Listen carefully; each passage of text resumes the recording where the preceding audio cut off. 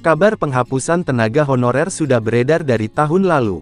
Mulanya tenaga honorer ini akan dihapuskan tanggal 28 September tahun 2023 lalu.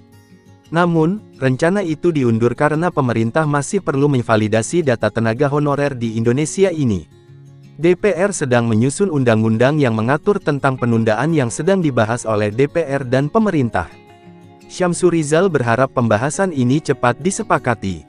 Pengangkatan honorer dilakukan karena jumlah tenaga honorer yang membludak sehingga jumlahnya mencapai 2,3 juta orang, dan agar tidak ada lagi yang mengangkat honorer di daerah-daerah. Seperti yang kita tahu, tenaga honorer paling banyak berasal dari daerah. Pemerintah juga memiliki beberapa alasan dalam memundurkan jadwal penghapusan tenaga honorer ini. 1. Alasan pertama adalah pemerintah ingin memberikan kesempatan kepada tenaga honorer agar dapat menjadi PNS melalui tes CAT yang akan digelar pada bulan depan.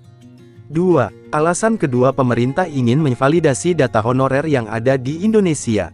3. Dalam pengangkatan tenaga honorer, pemerintah akan mengangkat dengan cara berangsur. 4. Pemerintah masih mendiskusikan karena pengangkatan akan berpengaruh kepada APBN. Ada juga isu yang menyebutkan bahwa penghapusan tenaga honorer ini merupakan janji kosong menjelang pemilu.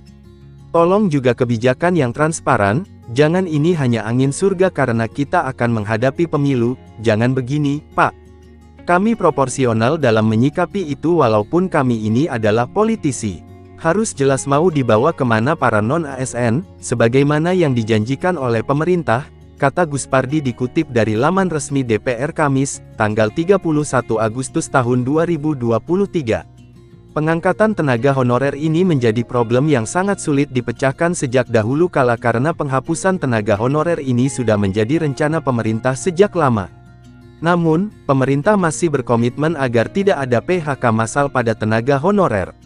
Untuk tenaga honorer yang nantinya diangkat menjadi P3K akan diberikan SKPJS pejabat sementara agar mereka memiliki tanggung jawab yang mutlak. Pemerintah juga memberikan kesempatan untuk tenaga honorer ini mengikuti tes seleksi menjadi CPNS. Diharapkan pemerintah cepat mendapat jalan keluar untuk nasib para tenaga honorer ini agar kesejahteraannya lebih terjamin. Karena jika dilihat dari gajinya, seorang tenaga honorer akan kesulitan membiayai hidup mereka. Demikian informasi yang dapat disampaikan mengenai alasan pemerintah menunda penghapusan tenaga honorer.